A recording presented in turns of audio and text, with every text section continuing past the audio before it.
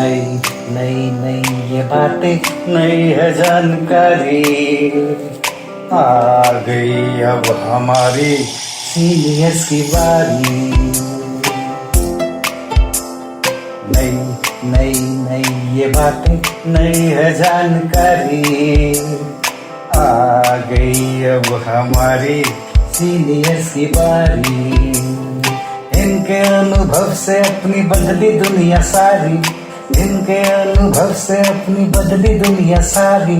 टाटा टाटी नाना नानी करते बातें प्यारी, सुन लो तुम समझ लो तुम, हाँ सुन लो तुम समझ लो तुम, सुन लो तुम समझ लो तुम, बात ये हमारी। खुश रखोगे इनको तो होगी खुशी तुम्हारी।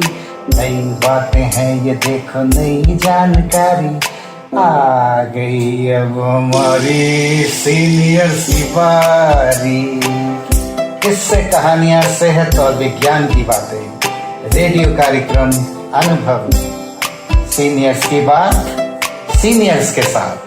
আপনারা শুনছেন অনুভবের পডকাস্ট ধ্রুব তারা।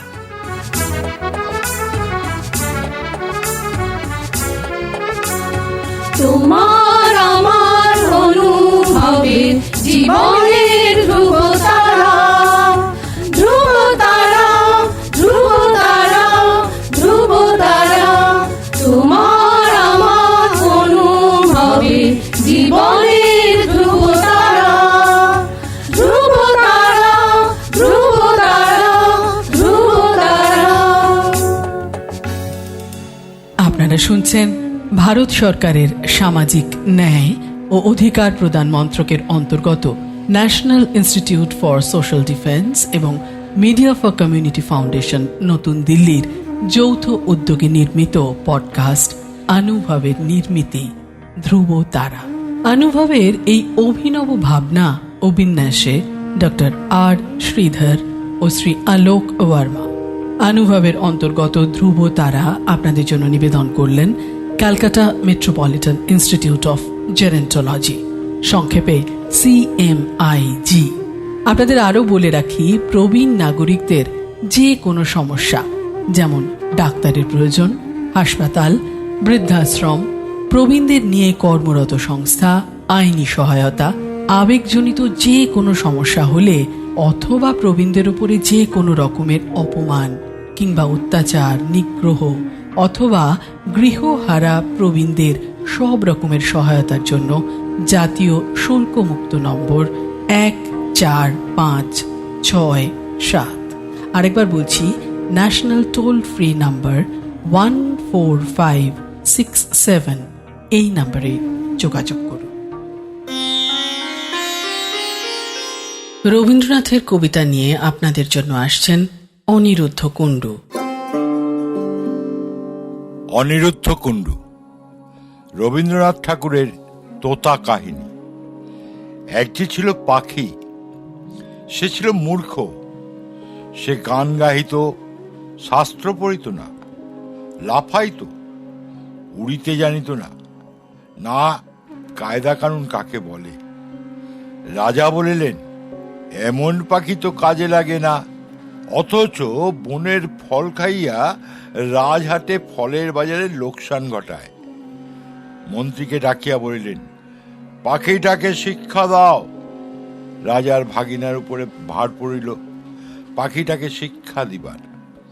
পণ্ডিতেরা বসিয়া অনেক বিচার করিলেন। প্রশ্নটা এই উক্ত জীবের অবিদ্যার কারণ কি? সিদ্ধান্ত হইল, সামান্য খড়কুটো দিয়া পাখি যে বাসা বাঁধে, সে বাসায় বিদ্যা বেশি ধরে না। তাই সকলের আগে দরকার ভালো করিয়া খাঁচা বানাইয়া দেওয়ার। রাজপণ্ডিতেরা দক্ষিণা পাইয়া খুশি হইয়া বাসায় ফিরিলেন। একরা বসিল সোনার খাঁচা বানাইতে। খাঁচাটা হইল এমন আশ্চর্য যে দেখিবার জন্য দেশ বিদেশের লোক ঝুঁকিয়া পড়িল। কেহ বলে শিক্ষার একেবারে হদ্দমুদ্দ, কেহ বলে শিক্ষা যদি নাও হয়, খাঁচা তো হইল, পাখির কি কপাল। স্যাকরা থলি বোঝাই করিয়া বকশিস পাইল। খুশি হইয়া সে তখনই পাড়ি দিল বাড়ির দিকে। পণ্ডিত বসিলেন পাখিকে বিদ্যা শিখাইতে। নস্য লইয়া বলিলেন, অল্প পুঁথির কর্ম নয়। ভাগিনা তখন পুঁথি লিখকদের তলব করিলেন। তাহারা পুঁথি নকলের নকল করিয়া পর্বত প্রমাণ করিয়া তুলিল। যে দেখিল সেই বলিল, সাবাস সাবাস, বিদ্যে আর ধরে না। লিপিকারদের দল পারিতোষিক লইল বলদ বোঝাই করিয়া। তখন ঘরের দিকে দৌড় দিল। তাদের সংসারে আর টানাটানি রহিল না। অনেক দামের খাঁচাটার জন্য ভাগিনাদের খবরদারির সীমা নাই। মেরামত তো লাগিয়াই আছে। তারপর ঝাড়া পোছা পালিশ করা ঘটা দেখিয়া সকলে বলিল, উন্নতি হইতেছে। লোক লাগিল বিস্তর, এবং তাদের উপর নজর রাখিবার জন্য লোক লাগিল আরো বিস্তর। তারা মাস মাস মুঠা মুঠা টংখা পাইয়া সিন্ধুক বোঝাই করিল। তারা এবং তাদের মামাতো খুড়তো মাস্ততো ভাইরা খুশি হইয়া কোঠাবালাখানায় গদি পাতিয়া বসিল। সংসারের অন্য অভাব অনেক আছে, কেবল নিন্দুক আছে যথেষ্ট। তারা বলিল, খাঁচাটার উন্নতি হইতেছে, কিন্তু পাখিটার খবর কেহ রাখে না। কথাটা রাজার কানে গেল। তিনি ভাগিনাকে ডাকিয়া বলিলেন, ভাগিনা, একই কথা শুনি।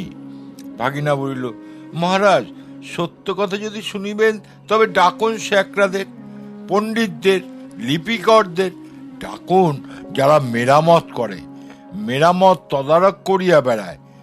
নিন্দুকগুলো খাইতে পায় না বলিয়া মন্দ কথা বলে। জবাব শুনিয়া রাজা অবস্থাটা পরিষ্কার বুঝলেন, আর তখনই ভাগিনার গলায় সোনার হার চড়িল। শিক্ষা যে কি ভয়ঙ্কর তেজে চলিতেছে, রাজার ইচ্ছা হইল স্বয়ং দেখিবেন।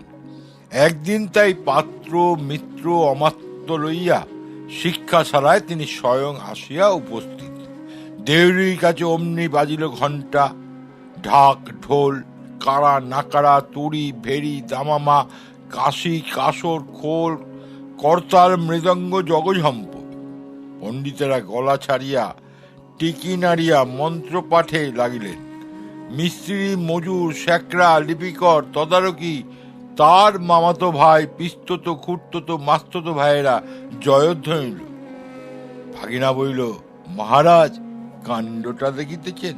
মহারাজ কহিলেন, আশ্চর্য, শব্দ তো কম নয়। ভাগিনা বলিল, শুধু শব্দ নয়, পিছনে অর্থও কম নয়।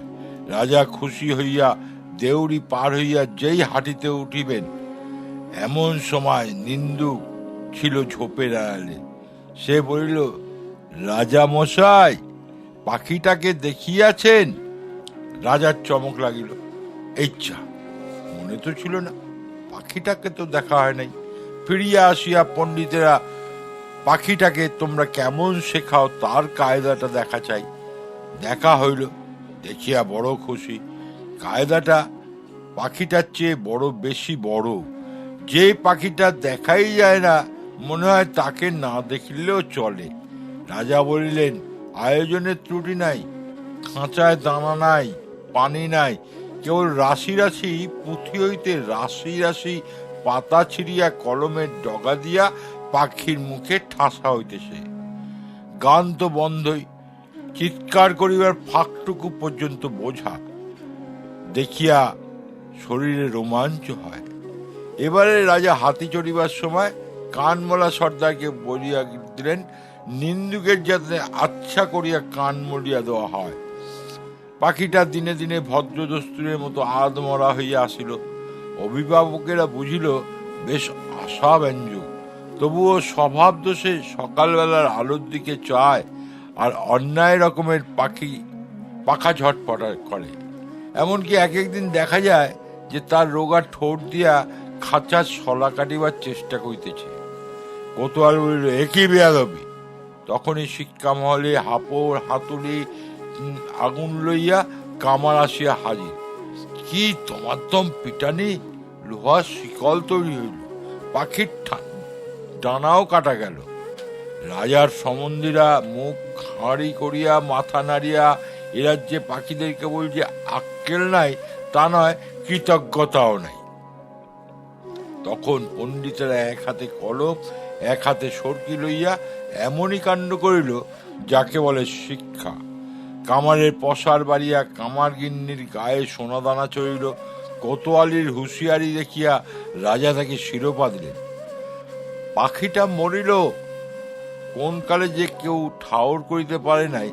নিন্দুক লক্ষ্মী যারা রটাইল, পাখিটি মরিয়াছে। ভাগিনাকে ডাকিয়া রাজা বলিল, ভাগিনা, একই কথা শুনি।